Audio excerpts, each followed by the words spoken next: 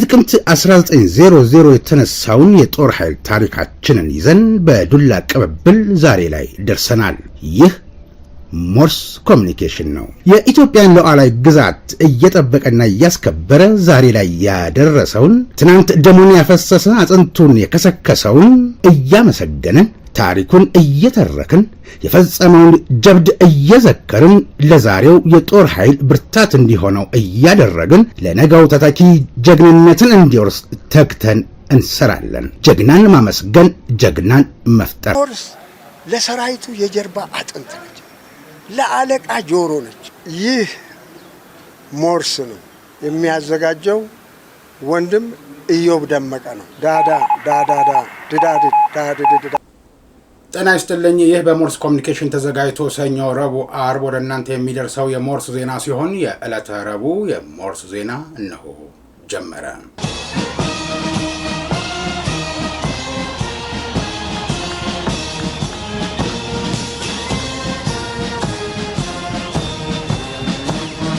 አርእስተ ዜና። ከሸረሪና ምሽግ ጉብኝት በኋላ በቅማንት ስም ወያኔ ያደራጀው ታጣቂ ስለሚያስፈልገው ትጥቅ ውይይት እየተካሄደ መሆኑ ተሰማ። ኢትዮጵያ ባህር ኃይል ጠቅላይ መምሪያ ፕሮጀክት ግንባታ 95 በመቶ ደረሰ።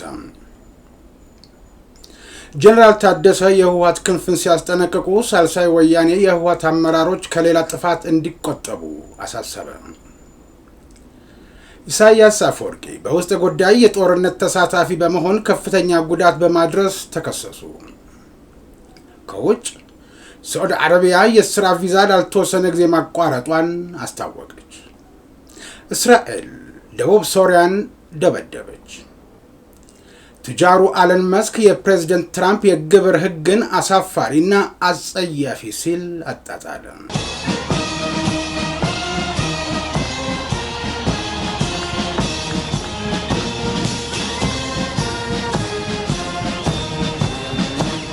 የተወደዳችሁ ቤተሰቦቻችን ኢዮብ ደመቀ እስከ ዜናው ፍጻሜ ድረስ አብሬያችሁ ቆያለሁ። ወደ ቀዳሚው ዜና አልፋለሁ። የተራድኦ ድርጅቶች ድጋፍ በማቆማቸው ምክንያት በየዓመቱ ከ200 ሚሊዮን ብር በላይ ለመድኃኒቶች ግዢ ውጭ እንደሚደረግ ተገለጸ። በተለያዩ ሀገራት መንግስታዊ ባልሆኑ ተራድኦ ድርጅቶች አማካኝነት ድጋፍ ሲደረጉ ለነበሩ የወሊድ መቆጣጠሪያና መከላከያ መድኃኒቶች፣ መርፌዎች፣ ኮንዶሞችና ለመሳሰሉ የሕክምና መገልገያ መሳሪያዎች ብቻ መንግስት በየዓመቱ ከ200 ሚሊዮን ብር በላይ ወጪ እንደሚያደርግ የጤና ሚኒስቴር አስታውቋል። አላስፈላጊ እርግዝና እንዳይከሰትና የተመጣጠነ ቤተሰብ እንዲመሰረት መንግስት እቅድ አውጥቶ ግዢ እንደሚያደርግና ማጓጓዣንና ሌሎች ተጨማሪ ገንዘብ ወጪዎች ሳይታከሉበት በየዓመቱ ከ200 ሚሊዮን ብር በላይ የጤና ሚኒስቴር ፈሰስ እንደሚያደርግም ተሰምቷል። ይህም የሆነበት መንስኤ አጋዥ ተቋማት ድጋፋቸውን በማቆማቸው መሆኑ ሲገለጽ ከፍተኛ ወጪ ተደርጎባቸው ወደ ሀገር ቤት ውስጥ ገቢ የሚሆኑ ግብዓቶች አብዛኞቹ በነፃ ለዜጎች እንደሚሰጡ ተመላክቷል። ከዚህ ቀደም አጋዥ አካላት ጋር በመሆኑ ወደ ሀገር ውስጥ ይገቡ እንደነበር ተጠቁሞ አሁን ግን በኢትዮጵያ መንግስት ብቻ እንደሚፈጸምና ህብረተሰቡ የተሟላ ጤና አገልግሎት እንዲያገኝ ከፍተኛ ትኩረት ተሰጥቶ እየተሰራ ነው ተብሏል። በበጀት ዓመቱ ከወትሮ በተለየ ሁኔታ የህብረተሰቡን ችግር ለመቅረፍና የተለያዩ በሽታዎችን ለመከላከልና ለማከም የመድኃኒት ግዢ መፈጸሙ ሲጠቀስ በየጤና ጣቢያዎች መሟላት ያለባቸው መድኃኒቶች ተሟልተው ዜጎች ተገቢውን ሕክምና እንዲያገኙ ጥብቅ ክትትልና ድጋፍ እየተደረገ ስለመሆኑ ተጠቁሟል። ከአገልግሎቶች ጋር በተያያዘ የመድኃኒት አቅርቦት ችግርን ለመቅረፍ የማህበረሰብ መድኃኒት ቤቶችን ማስፋፋት ላይ በሀገሪቱ አጀንዳ ተደርጎ በልዩ ትኩረት በመሰራቱ በከፍተኛ ደረጃ መሻሻሎች መኖራቸውን በጤና ሚኒስቴር የእናቶችና የህፃናት የአፍላ ወጣቶች መሪ ስራ አስፈጻሚ ሰኝ ዱፌራ ለአሃዱ ነግረውታል።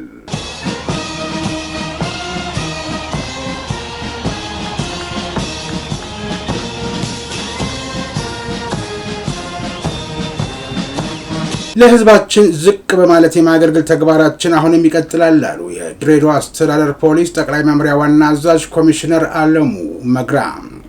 116ኛው የፖሊስ ምስረታ በዓልን አስመልክቶ 5 ኪሎ ሜትር የሩጫ ውድድር ፕሮግራም በድሬዳዋ ፖሊስ አዘጋጅነት በተካሄደበት ወቅት መርሃ ግብሩ ላይ የተገኙት ኮሚሽነር አለሙ መግራ እንደ ሀገር ባጋጠሙ ፈተናዎች ሳንደናቀፍ በጽናትና በትዕግስት ህዝባችን በፍትሃዊነትና በቅንነት በማገልገል ዘመን ተሻጋሪ ስራዎችን በመስራት እንደ ተቋማችን ብሎም እንደ አስተዳደራችን አሰራራችንን በማዘመንና አዳዲስ ቴክኖሎጂዎችን በመጠቀም አንድነትና አብሮነትን በመፍጠር ከባለፈው ጊዜ በበለጠ ለውጡን በማጠናከር ለህዝባችን ዝቅ በማለት የማገልገል ተግባራችንን እናስቀጥላለን ሲሉ ተናግረዋል። በመርሃ ግብሩ ላይም የፌዴራል ፖሊስ ምስራቅ ምድብ፣ አየር ኃይል ምስራቅ ምድብ፣ የድሬዳዋ ፖሊስ ጠቅላይ መምሪያ ከፍተኛ አመራሮችና አባላት፣ ከ20 ዓመት በታች ያሉ ወጣት ታዳጊ አትሌቶች፣ የአካል ጉዳተኞች እንዲሁም ከተለያዩ ተቋማት የተውጣጡና የአስተዳደሩ ነዋሪ ማህበረሰብ የተሳተፉ ሲሆን በዚህም ከአንደኛ እስከ 3ኛ ለወጡ ተወዳዳሪዎች ከክብር እንግዶች እጅ የገንዘብና የሜዳሊያ ሽልማት ተበርክቶላቸዋል።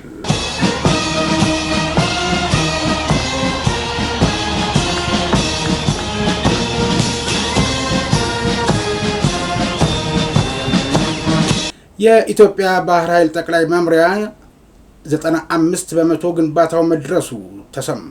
የመከላከያ መሐንዲስ ዋና መምሪያ ባለፈው ዓመት ግንባታው የተጀመረው የኢትዮጵያ ባህር ኃይል ጠቅላይ መምሪያ ቢሮ ፕሮጀክት ግንባታ 95 በመቶ መድረሱን የገለጹት የፕሮጀክቱ ስራ አስኪያጅ ሌተናል ኮሎኔል ኢንጂነር በቀለ መለስ ናቸው።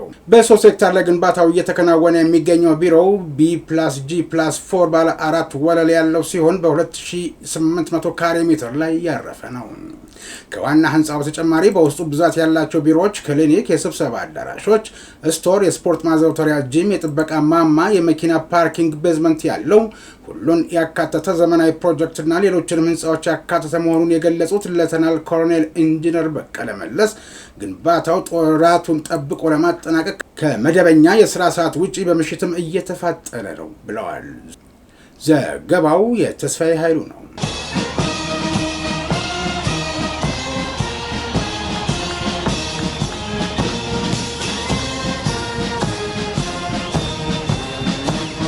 ጄኔራል ታደሰ ወረደ የህወሓት ክንፍ ጊዜያዊ አስተዳደሩን መዋቅር ለማዳከም የሚያደርገውን አደገኛ እንቅስቃሴ በአስቸኳይ እንዲያቆም ማስጠንቀቃቸው ተሰምቷል።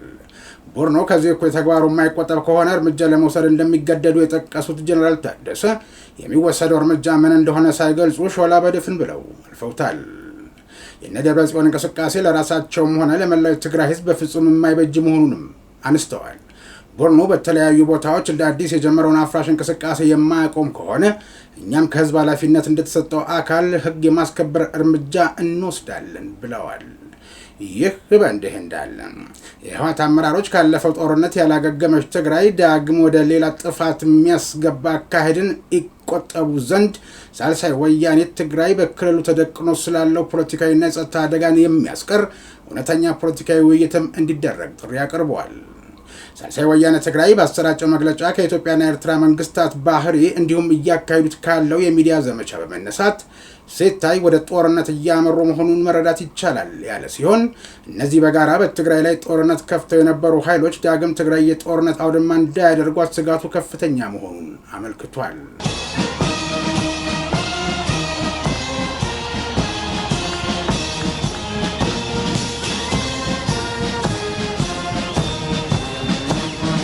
ኢሳያስ አፈወርቂ በሱዳን የውስጥ ጉዳይ በመግባት ቀጥተኛ የጦርነት ተሳታፊ በመሆን ከፍተኛ ጉዳት አድርሰዋል።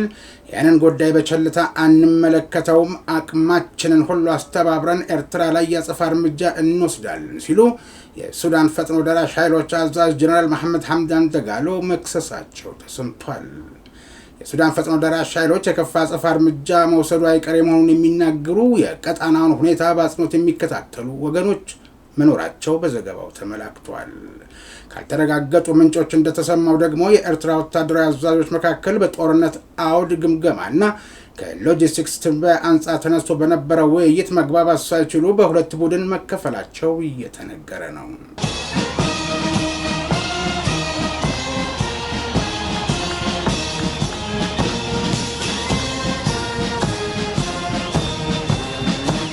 አሁን የታመኑ የሞርስ ምንጮች ባደረሱን መረጃ መሰረት ሽረሪና በተባለው ቦታ የሰፈረውን ኮር የሚመራው የአርሚ 7 አዛዥ ሜጀር ጀነራል ሙዘይ ጋር የህወሓት ቡድን አመራሮች የታጣቂውን ዝግጁነትና ምሽግ ሲጎበኙ እንደዋሉና ጄኔራል ሙዘይ ለቦርኖ ከፍተኛ አመራሮች ሪፖርት ለማቅረብ ማስታወሻ እየያዙ ነበር ያሉት የሞርስ ምንጮች መረጃን ወደ እናንተ ማድረሳችን አይዘነጋም። አዳዲስ መረጃ አካተን በረቡዕ የዜና ወጃችን እንመለስበታለን ባልናችሁ መሰረት የሚከተለው መረጃ ደርሶናል። ኮር 1 እና ኮር 2 የሚል አካል ያለው አርሚ 7 አዛዥ ሜጀር ጀነራል ሙዘይ መኮንን ሲሆን የአርሚው ፖለቲካዊ ኃላፊ ግዳይ ኃይሉ ወይም ወዲ ፊውደል የተባሉ አመራሮች በሁመራ አቅጣጫ 33 ኪሎ ሜትር ርቀት ላይ በሚገኘው ሸረሪና በተባለ አካባቢ ለውጊያ ዝግጁ የሆኑ ምሽጎችን መጎብኘታቸውንና በአጭር ጊዜ ያሰለጠኗቸውን የቅማንት ተቃዋሚ ነን ያሉ ታጣቂዎችን ለውጊያ የሚያግዛቸውን ድሽቃና ከተጫነበት ፒክአፕ መኪና ጋር ሰጥተው ከተመለሱ በኋላ የታመኑ ምንጮች ሞርስ ባደረሱን መረጃ በሱዳን በተፈናቃይ ሽፋን ከተቀመጠው ሳምር የተሰኘ ቡድን ጋር እንዲጣመር ስልጠና የተሰጠው በቅማንት ስም የተደራጀው ተቃዋሚ ኃይል ያስፈልገዋል የተባለውን ወታደራዊ ትጥቅ ከማስታጠቅ አነስቶ የሎጂስቲክ ድጋፍን የተመለከተ ትንታኔ እንዲዘጋጅ ተደርጎ ውይይት እየተካሄደበት መሆኑን ያመላክታል። የቡድኑ ታጣቂ አመራሮች ከዚህ ቀደም አድርገውት በነበረው ስብሰባ አርሚ 7 አካሉ ኮር 1 እነርሱ ምዕራብ ትግራይ ብለው በሚጠሩት ስፍራ ምሽግ ይዞ መመሪያ እንዲጠባበቅ፣ ኮር 2 ደግሞ ለሱዳኑ ተዋጊ ፈጥኖ ደራሽ ልዩ ኃይል ውስጥ እንዲሳተፍና ይህንን ፍስሐ ማንጁስ እንዲመራው መወሰኑን እናውቃለን ብለዋል። በሰው ሀገር ጦርነት የሚሳተፈው ታጣቂ የዶላር ምንጭ ከመሆን ባለፈ ለዓለም አቀፉ ማህበረሰብ የኢትዮጵያ ወታደሮች በሱዳኑ ጦርነት ተሳትፈዋል ብሎ ለመወንጀል ይጠቅማል። ይህ ብቻ አይደለም። ከሙትና ከምርኮኛ የሚገኘውን የጦር መሳሪያ በመታጠቅ በድንገት የሚጀመረውን ግን በተቀናጀ ሁኔታ ከጎረቤት አገራት ጋር በመናበብና በመተባበር የሚከናወነውን ጦርነት በድል ለመወጣት የሁመራን ምድር ለመቆጣጠር ያስችላል ተብሎ ትንበያ ተሰጥቶት እንደነበር ሞርስ ተደርጓል።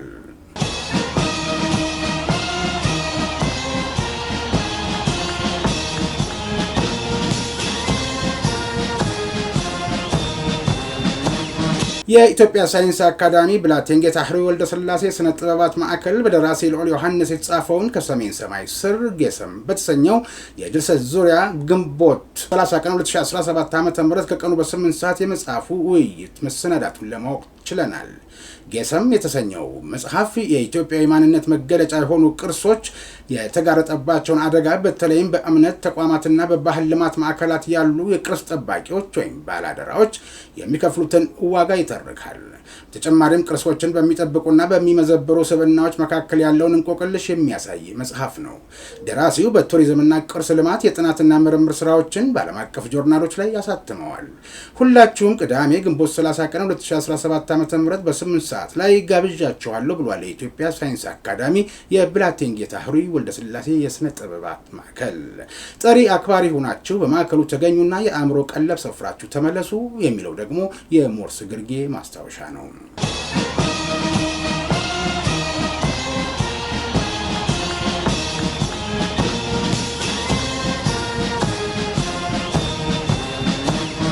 የተወደዳችሁ ቤተሰቦቻችን በሞርስ ኮሚኒኬሽን ተዘጋጅቶ ሰኞ፣ ረቡዕ፣ አርብ ወደ እናንተ የሚደርሰው የሞርስ ዜና እንደቀጠለ ነው። እናንተ ላይክ፣ ሰብስክራይብ፣ ሼር በማድረግ ስራዎቻችን ብዙዎች ዘንድ እንዲደርስ የበኩላችሁን አስተዋጽኦ አድርጉልን።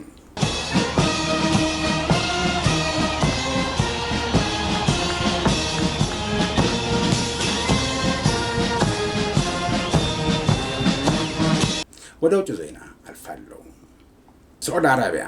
ሳዑዲ አረቢያ የሐጅ መንፈሳዊ ጉዞ ወርን ጨምሮ እስከ ሰኔ ወር መጨረሻ ድረስ ለናይጄሪያ፣ ግብፅ፣ አልጄሪያ፣ ሱዳን፣ ኢትዮጵያ፣ ቱኒዚያና ሞሮኮ ዜጎች የምትሰጠውን የስራ ቪዛ ላልተወሰነ ጊዜ ማቋረጧን አስታውቃለች።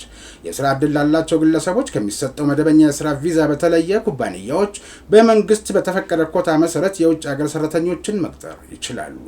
ይህ የሳዑዲ አረቢያ እገዳ የመጣው የስደተኛ ቁጥጥርን ለማጠናከርና በሳዑዲ አረቢያ በተለይም እንደ ቱሪዝም ባሉ ዘርፎች ውስጥ በአገር ውስጥ ስራን ለማስተዋወቅ የሚደረገውን ሰፊ ጥረት ለማጠናከር መሆኑ ተመላክቷል ሲል የዘገበው አፍሪካ ኒውስ ነው።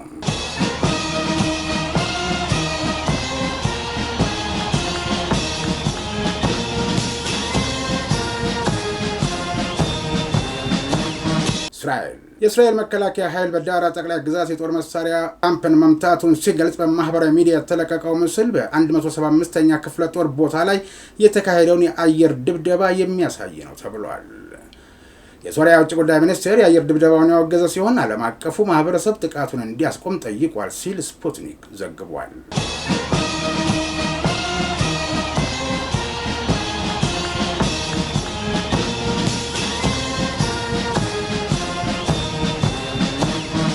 አሜሪካ የባለ ብዙ ትሪሊየን ዶላር ታክስ ፎይታና ተጨማሪ መከላከያ ወጪዎችን ጨምሮ የአሜሪካ መንግስት ተጨማሪ ገንዘብ እንዲበደር የሚፈቅደው ይህ ህግ በግንቦት ወር በተወካዮች ምክር ቤት ጸድቋል።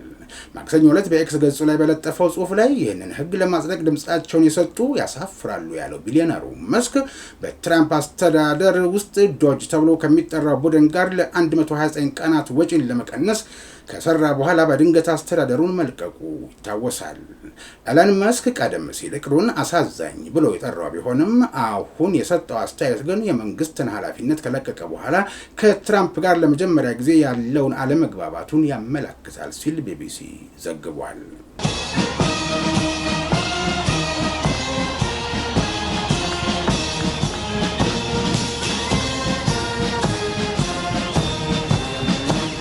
የተወደዳችሁ የሞርስ ኮሚኒኬሽን ቤተሰቦች ላይክ፣ ሰብስክራይብ፣ ሼር በማድረግ ሌሎች ቤተሰቦች እንድናፈራ ስላደረጋችሁን እናመሰግናለን። ሞርስ ለሰራዊቱ የጀርባ አጥንት ነች፣ ለአለቃ ጆሮ ነች።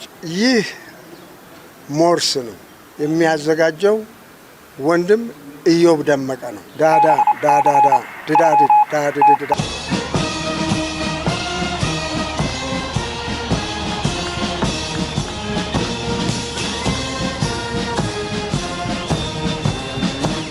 አርእስተ ዜናውን በድጋሚ ላስታውሳችሁ።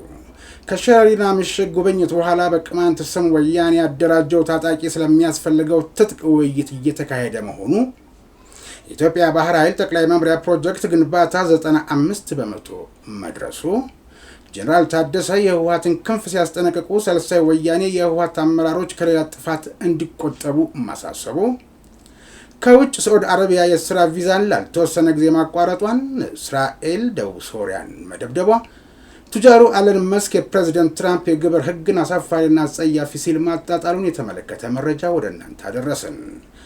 ከዜናው ጋር ኢዮብ ደመቀ አብሬያችሁ ነበርኩ። በሞርስ ኮሚኒኬሽን ተዘጋጅቶ ሰኞ፣ ረቡዕ፣ አርብ ወደ እናንተ ሲደርስ ከነበረው የዕለተ ረቡዕ የሞርስ ዜና የእስካሁኑ ነበር። የፊታችን አርብ በሞርስ ዜና እንገናኛለን። እስከዚያው ድረስ ጤና ይስጥልኝ።